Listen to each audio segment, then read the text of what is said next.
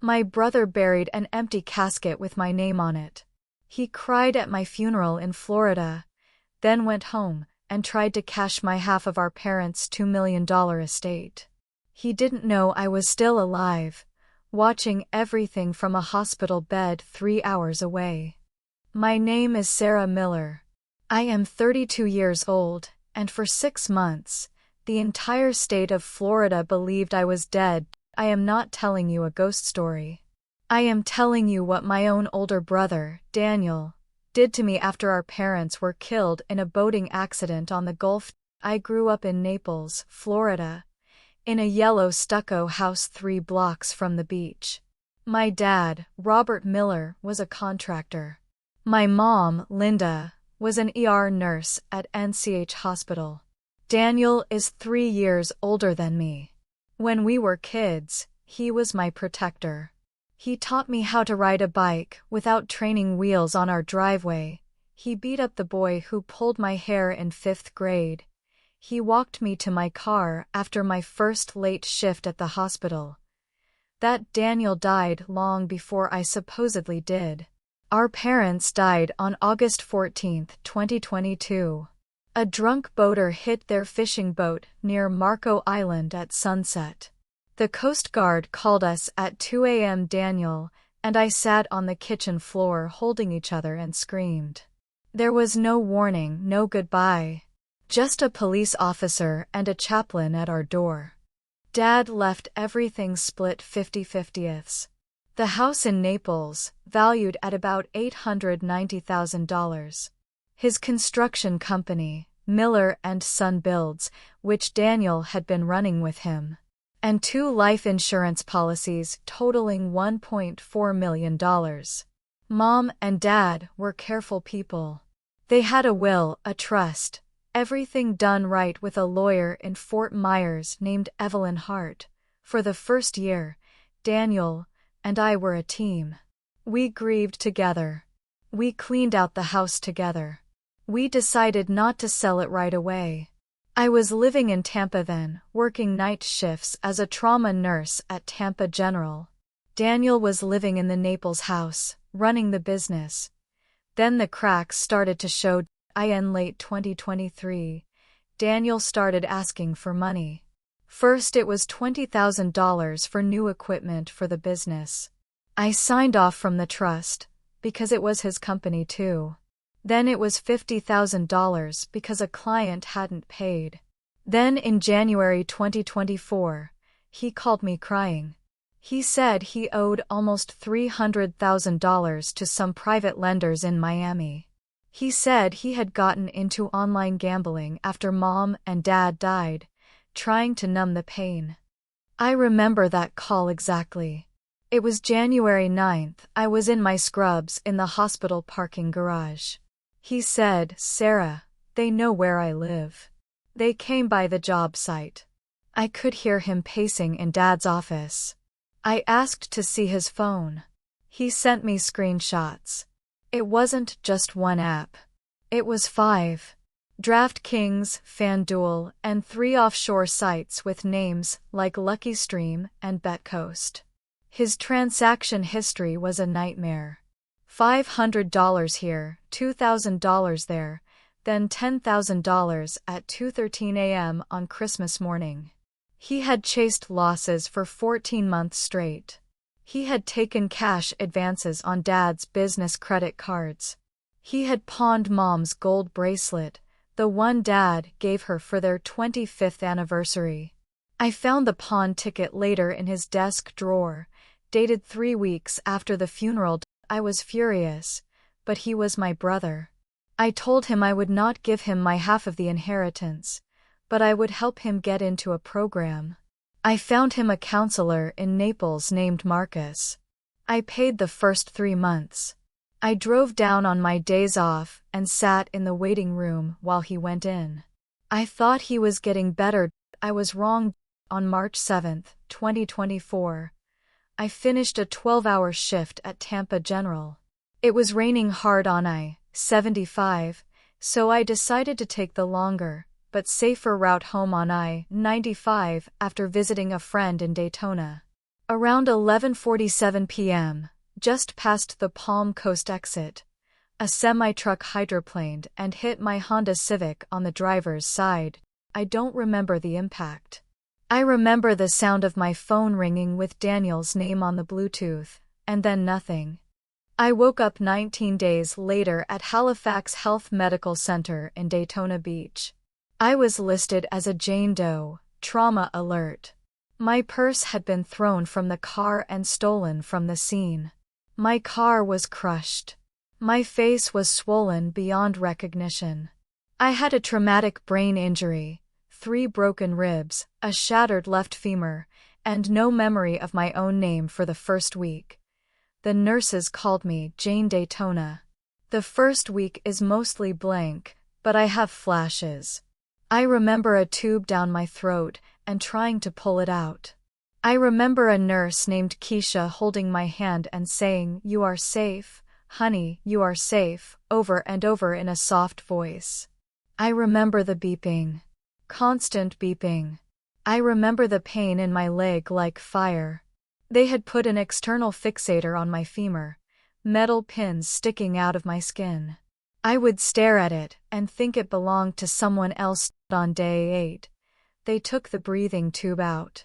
I couldn't speak. My throat was raw. A speech therapist named Luis gave me a whiteboard. I wrote water and mom. He asked me my name. I wrote Sarah. He asked my last name. I stared at the board for 5 minutes and cried. I could not remember. They did a CT scan every 3 days. The doctor, Dr. Patel, told me I had a diffuse axonal injury.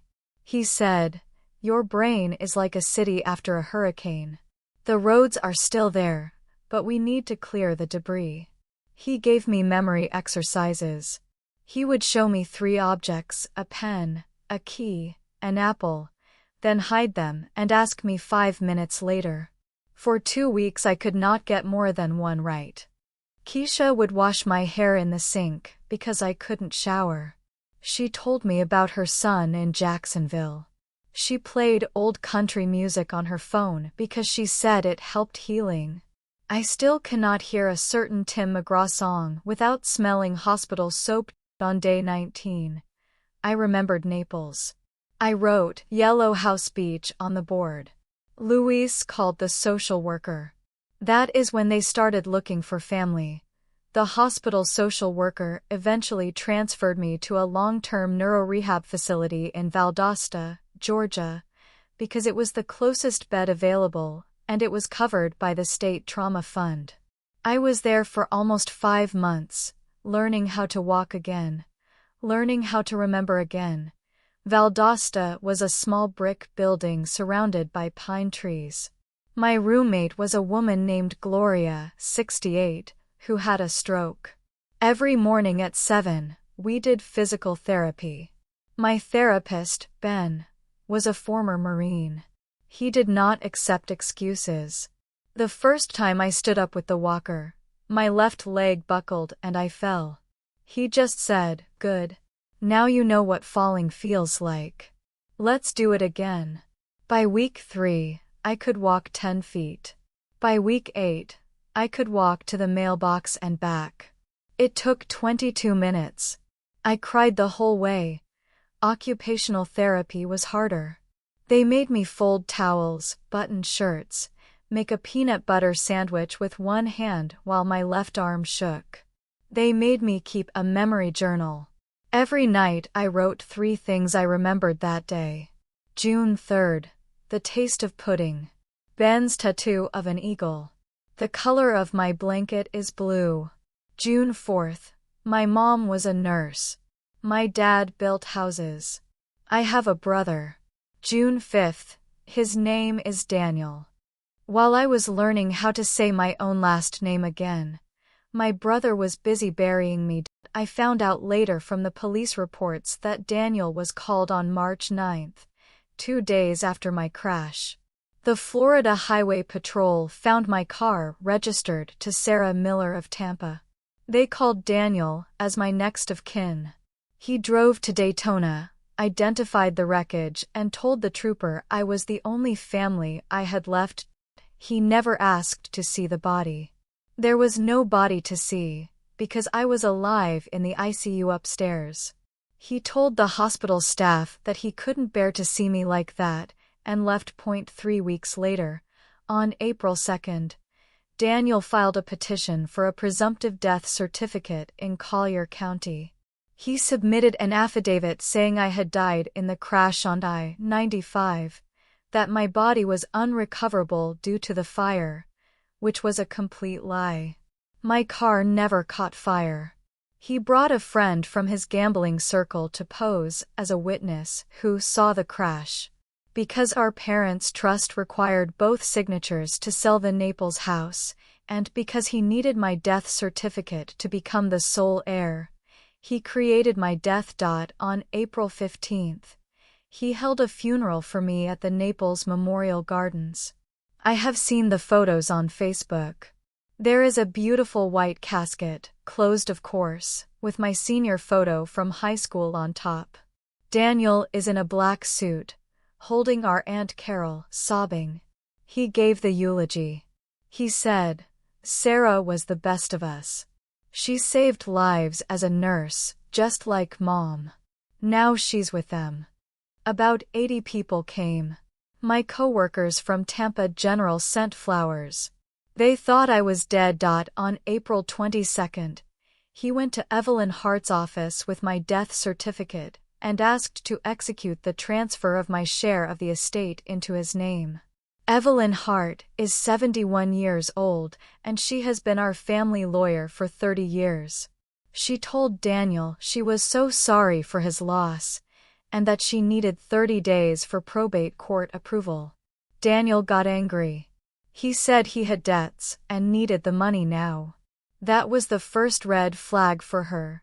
While Daniel was trying to steal my life, I was in Valdosta, Georgia, doing physical therapy. In late June, my memory started coming back in flashes. I remembered Tampa General. I remembered my badge number. A therapist helped me log into my old email on a hospital computer. My inbox had 3,412 unread emails. The first one at the top was from Evelyn Hart, dated April 23rd, with the subject line, "My deepest condolences on the loss of Sarah." I thought it was a mistake. Then I saw the funeral home email. Then I saw the obituary Daniel had posted on the Naples Daily News website. My obituary. With my photo, I threw up in the trash, can next to the computer. I called Evelyn Hart from the therapist's office phone on July 3rd. When she answered, I said, "Mrs. Hart, it's Sarah Miller." There was silence for 10 seconds. Then she started crying. She said, "Honey, we buried you 3 months ago." I told her I was alive. I told her where I was. She told me to stay right there, not to call anyone else, especially not Daniel. Evelyn drove 4 hours to Valdosta the next day with a private investigator. She brought my driver's license photo, my nursing license, and took my fingerprints. She confirmed I was me. Then she told me what Daniel had done. He had already sold Dad's work truck for $65,000. He had taken a $200,000 advance against the life insurance from a predatory lender in Miami, using the forged death certificate as proof he was the sole heir. He had a buyer lined up for the Naples house for $875,000, with a closing date set for October 15th. The final probate hearing to legally declare me dead and transfer everything to him was scheduled for October 10th at 9 a.m. at the Collier County Courthouse in Fort Myers. Evelyn looked at me and said, "Sarah, if you want your life back, you have to walk into that courtroom alive." For 3 months, we prepared. I had to get medically cleared to travel. I had to get a new state ID, because Daniel had reported mine destroyed. I had to sit in a room with a detective and tell my story over and over. I was terrified. This was my big brother. The boy who taught me to ride a bike. How do you prepare to destroy your own brother in court? Evelyn told me not to warn him. She said if he knew I was alive, he would run, and the lenders he owed money to would come after the estate anyway. We needed the shock value. We needed a judge to see it with his own eyes. On October 9th, I drove down to Fort Myers with Evelyn. I hadn't been back to Florida in 7 months. I stayed in a hotel under a different name. I didn't sleep at all that night. I stared at the ceiling and practiced what I would say at 8:55 a.m. on October 10th, Evelyn, and I walked into the Collier County Courthouse, room 3B. Daniel was already there, sitting at the plaintiff's table with his lawyer. He was wearing Dad's old watch. He looked confident. He looked relieved. The judge called the case, in the matter of the estate of Robert and Linda Miller, petition for declaration of death for Sarah and Miller. Daniel's lawyer stood up and said, "Your Honor, we are here today for a simple formality. Ms. Miller died tragically on March 7th, and we are asking the court to transfer her share to her sole surviving heir, her brother Daniel." The judge nodded and was about to stamp the paper. Evelyn stood up and said, "Objection, Your Honor. My client is not dead." The judge frowned. "Mrs. Hart, you represent the estate. Your client is deceased." Evelyn looked at me and said, "Your Honor, I would like to call my client, Sarah and Miller, to the stand." I stood up from the back bench. The courtroom went completely silent. You could hear the air conditioner humming. I took 3 slow steps forward. I was still limping. Daniel turned around in his chair. The sound he made was not a word. It was air leaving his lungs, like someone had punched him in the stomach. His face went white, then gray. His mouth opened, but nothing came out. He was still wearing Dad's old Timex watch, the one with the scratched face Dad wore every day on job sites. His lawyer grabbed his arm and whispered, "Who is that?" The judge, a woman in her 60s named Judge Morales, banged her gavel once. "Mrs. Hart, what is the meaning of this? This is a probate hearing, not a circus." Evelyn Hart didn't even blink. She walked to me and put her hand on my back. "Your Honor, this is not a circus. This is Sarah and Miller, date of birth November 3rd, 1991. The woman my opposing counsel is asking you to declare legally dead today." Judge Morales looked at me, then at Daniel, then back at the file. "Counselor, approach." Both lawyers walked up. I stood there in my cheap navy dress, feeling 80 pairs of eyes from the gallery on my scar. Daniel would not look at me. He stared straight at the American flag in the corner. I heard Evelyn say quietly, "Your Honor, we have certified medical records from Halifax Health, fingerprint verification from F.D. Lee, and a detective from the Florida Highway Patrol ready to testify. My client was in a coma and then in neuro rehab in Georgia. Her brother filed a fraudulent presumptive death affidavit." Judge Morales leaned back. She looked at Daniel for a long time. "Mr. Miller, is this your sister?" Daniel's lawyer tried to answer for him. The judge cut him off. "I asked Mr. Miller." Daniel finally turned his head. He looked at me. His eyes were filled with tears, but not the kind from the fake funeral. These were terrified tears. He whispered, "Sarah." That one word broke something in me. For a second I was 12 again, and he was fixing my bike chain. Then Judge Morales said, "Bailiff, please seat Ms. Miller. We are going to have a hearing right now." What happened over the next 2 hours felt like surgery, without anesthesia. Evelyn called Detective Maria Santos from FHP to the stand. She testified that on March 9th, Daniel Miller came to identify a vehicle, not a body. He was told the driver, a Jane Doe, had been airlifted and was in critical condition in the ICU. He signed a form acknowledging this. He left the hospital after 12 minutes. He never returned any of the hospital's 37 phone calls. Then Evelyn put the hospital trauma coordinator on the stand via Zoom. She showed my admission photo from March 7th. My face was unrecognizable. She showed my discharge papers to the rehab facility in Valdosta on April 1st, the day before Daniel buried an empty casket for me. Then Evelyn showed the forged documents.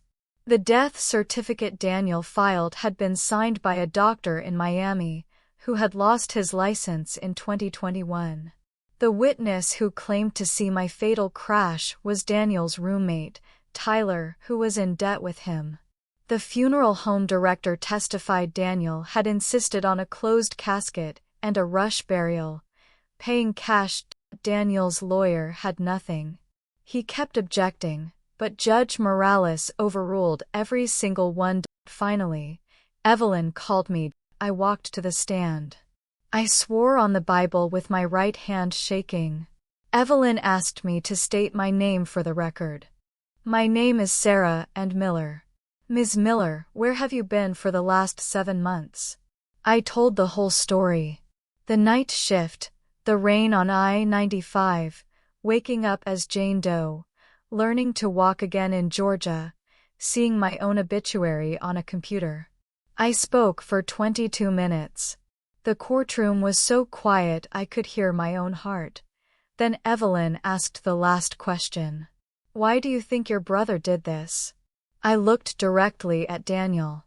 He was crying openly now, his head in his hands.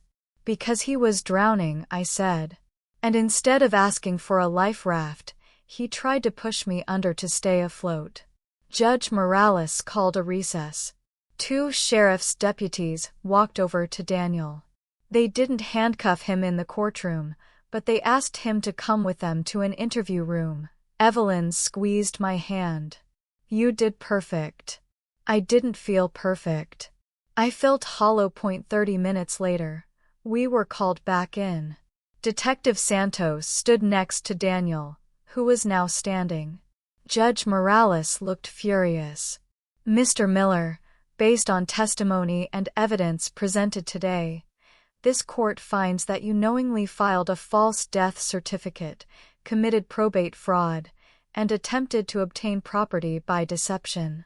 These are third-degree felonies in the state of Florida. The state attorney's office is filing charges. Your petition is denied with prejudice. Ms. Miller is declared alive and the sole temporary administrator of her parents' estate until this is sorted. She banged the gavel. It was over. I in the hallway outside. Daniel was sitting on a bench with his lawyer. The deputies had stepped away for a moment. I walked over to him. Evelyn tried to stop me, but I needed to do this. He looked up. His eyes were red. Sarah, please.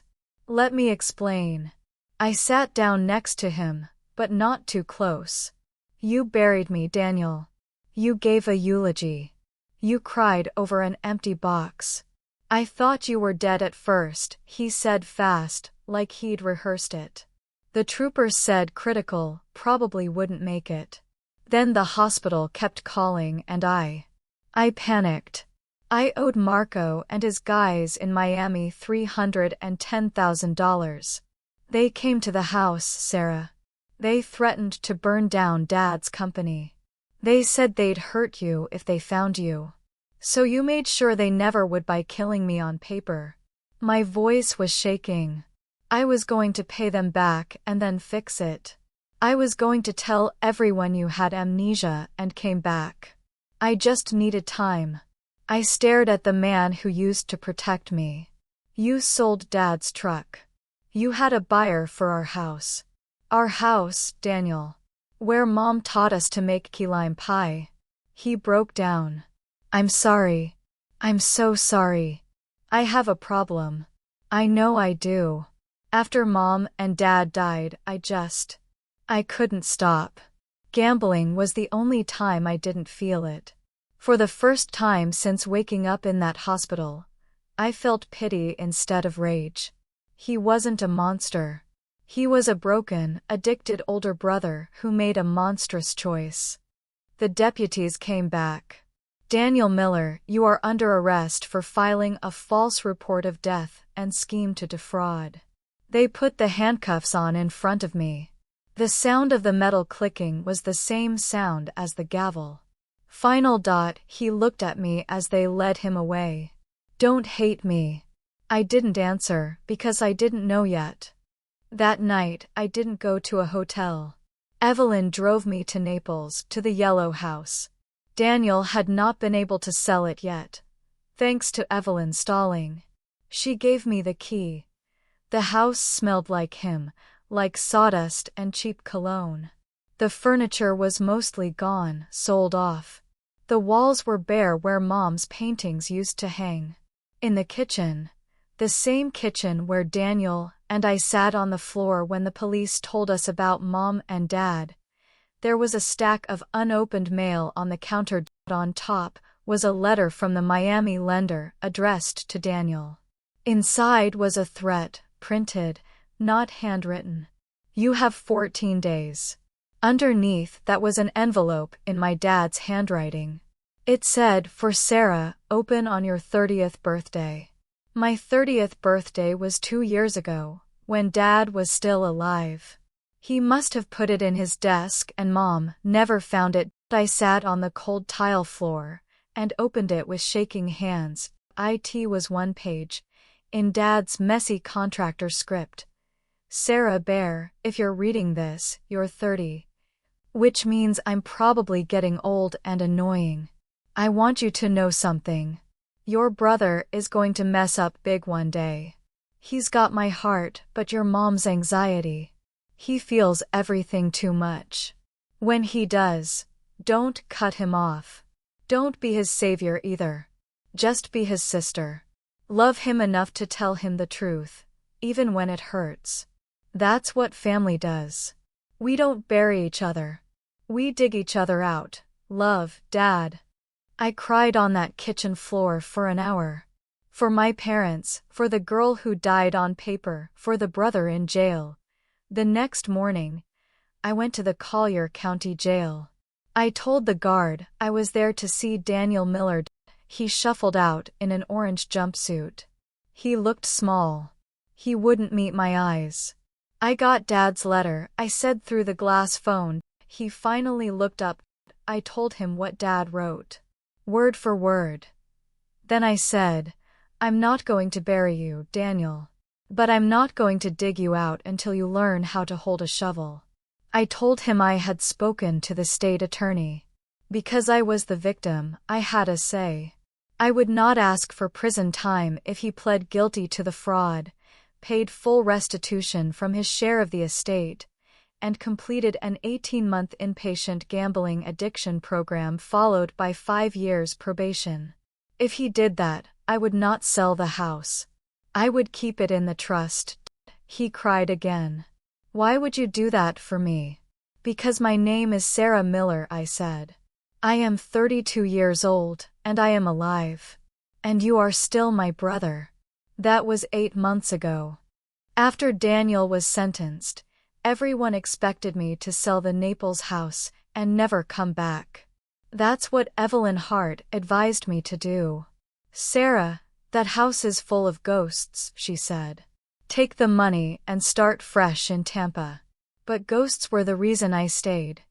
The first month after the trial, I lived in that yellow house alone while I legally proved I was alive. You would think walking into a courtroom would be the hard part. It wasn't. The hard part was the DMV. I went to the Collier County Tax Collector's office with my court order, my fingerprints, my new birth certificate, and Evelyn. The clerk typed my social security number and her face went pale. "Ma'am, this number is flagged as deceased." I had to sit there for 3 hours while they called Tallahassee, then Washington. I had to give them the scar above my left eyebrow as identification. I had to show them the plate in my leg from the surgery at Halifax. I left that day with a temporary paper ID that said Sarah A. Miller in big black letters. I taped it to my refrigerator. It felt like winning the lottery. The bank was worse. My checking account had been closed and the funds transferred to the estate. My nursing license had been marked deceased, do not renew, by the Florida Board of Nursing. I spent 6 weeks on the phone, faxing the same court documents over and over. Every time I said, "No, I am not a family member calling on her behalf. I am her," I heard my own voice get stronger. While I was fighting paperwork, I started fixing the house. Daniel had sold almost everything, but he couldn't sell the walls. I started with Mom's kitchen. I repainted the cabinets the same soft seafoam green she loved. I found her handwritten key lime pie recipe tucked behind the silverware drawer, stained with lime juice. I made the pie on a Sunday and it was terrible, way too sour. I laughed until I cried on the kitchen floor, the same spot where Daniel and I had sat when the police told us about Mom and Dad. I went back to work, but not to Tampa. I couldn't do trauma anymore. Too many sirens reminded me of I-95. Evelyn knew the director of rehab at NCH Hospital in Naples, where Mom worked for 22 years. I interviewed for a part-time RN position in the neurorehab unit. On my first day, they gave me a patient named Mr. Henderson, 74, who had a stroke and couldn't remember his wife's name. I sat with him for an hour and showed him photos. When he finally said Margaret, his daughter cried. I walked to the break room and called Evelyn. "I think I'm home," I told her. Every Sunday at 4 p.m., the phone in the kitchen rings. It's the facility in Ocala. It's Daniel. The first few calls were awkward. He would say, "How's the house?" I would say, "Good. How's group?" We talked about the weather. Then around month 3, he started actually talking. He told me about his counselor, a man named Marcus, who was also a recovering gambler. He told me he was working in the facility kitchen, learning to cook. He told me he had nightmares about the courtroom, about seeing me stand up. I told him I had nightmares too, about waking up as Jane Doe. In month 6, he asked me the question he'd been scared to ask. "Do you think Mom and Dad would forgive me?" I was standing at the kitchen sink, looking out at the same beach palms Dad planted. I told him the truth. "I think Dad knew you would mess up big." He wrote it in his letter. "I think Mom would be mad as hell at you for a long time, and then she would make you a sandwich and tell you to get to work fixing it. That's what I'm doing." He was quiet, then he said, "I'm going to pay back every dollar. Even if it takes me 20 years. "I know," I said. Last month I drove to Ocala for Family Day. I hadn't seen him in person since the handcuffs. He walked into the visiting room in a gray t-shirt and jeans, no orange jumpsuit. He was heavier, healthier. His hair was cut short. He still had Dad's watch on, the one I mailed him. We sat across from each other at a plastic table. He reached across and touched my hand, the first time since we were kids. "Thank you for not letting them bury me too," he said. I didn't know what he meant at first. Then I understood. If I had pushed for maximum prison time, if I had sold the house and cut him off, his addiction and his shame would have killed him for real. By giving him consequences with a path back, I gave him a chance to live. We are not okay yet. We may never be the way we were. Trust is not a light switch. But we are something new. We are brother and sister who survived the same storm. 2 weeks ago, something strange happened. I got a Facebook message from a woman named Jessica, who had been at my funeral. She wrote, "I just saw you at Publix in Naples. I thought I saw a ghost. Then I remembered the news story. I am so sorry I went to your funeral. I am so happy you are alive. I invited her for coffee. She cried. She told me Daniel's eulogy was beautiful. I told her the truth, that it was fiction. We both laughed, this weird, sad laugh. She is now volunteering with me at the hospital. That is the thing no one tells you about coming back from the dead. You have to help other people update their reality too. I took the remaining money from my half of the estate, about $420,000 after paying off Daniel's Miami debt and the lawyers, and I started something. It's called the Miller Second Chance Fund. It pays for 6 months of neuro rehab for uninsured trauma patients in Southwest Florida, people like I was, who wake up as a Jane or John Doe with no one to fight for them. Evelyn is on the board. NCH is our first partner hospital. Our first patient was a 19-year-old named Mateo from Immokalee. He was in a motorcycle crash, no insurance, in a coma for 11 days. His mother cleaned houses and didn't speak much English. The fund paid for his transfer to rehab. Last Tuesday, Mateo walked 10 feet with a walker. His mother held my hand and said, "Gracias," 20 times. I thought of Keisha holding my hand in Daytona. I thought of Ben telling me to fall and get up again. That is what the money is for. Not for houses, not for revenge. For second chances. We had our first fundraiser in the backyard of the Yellow House last month. 80 people came. Almost the exact same 80 people who came to my fake funeral. This time, I was standing at the grill, burning hamburgers, very much alive. Daniel called from the facility and Evelyn put him on speakerphone. He thanked everyone for supporting his sister. People clapped. It felt like a real funeral, but in reverse. A resurrection party. People ask me all the time, "Aren't you angry?"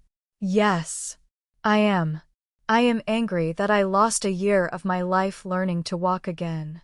I am angry that I missed my own funeral. I am angry that my brother looked at my wrecked car and saw dollar signs instead of calling hospitals.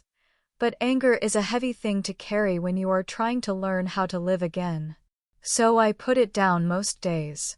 I pick up other things instead. I pick up my patient's hand when they take their first step. I pick up the phone every Sunday at 4 p.m. I pick up Dad's hammer and fix the loose shutter on the front porch. Daniel comes home in 9 months, if he completes his program. He will live in the small apartment above Dad's old workshop behind the house, not in the main house. He will work for a local contractor I know, not for the family business, which we closed. He will go to meetings every night. He will pay me back $500 a month until his share is restored. Those are my boundaries. He agreed to all of them without argument. Last night, I was sitting on the back patio watching the sunset over the Gulf. The same sunset Mom and Dad were sailing into that night. My phone buzzed. It was a text from Daniel, sent from the facility tablet. "Do you remember when Dad tried to teach us to fish, and you threw up on the boat?" I laughed out loud and texted back, "Do you remember when you told Mom I did it on purpose to get out of fishing?" He replied, "Best lie I ever told. Love you, sis." I wrote back, "Love you too. Don't mess it up." I sat there for a long time after that, listening to the waves. I thought about that girl in the hospital bed in Daytona who didn't know her own name. I thought about the woman in the navy dress who stood up in court. I thought about the nurse in seafoam green scrubs who helps people remember. They are all me. My brother told everyone I died in a car crash to steal my inheritance in Florida. He printed an obituary. He bought a casket. He cried fake tears. He almost got away with it. Until I walked into that courtroom alive. Until I decided that being alive meant more than just breathing. It meant rebuilding. So if you are watching this, and you feel like someone has written your ending for you, like they have buried you while you are still here, I want you to hear me. My name is Sarah Miller. I am 32 years old. I died on paper on April 2nd, 2024. And I am still here.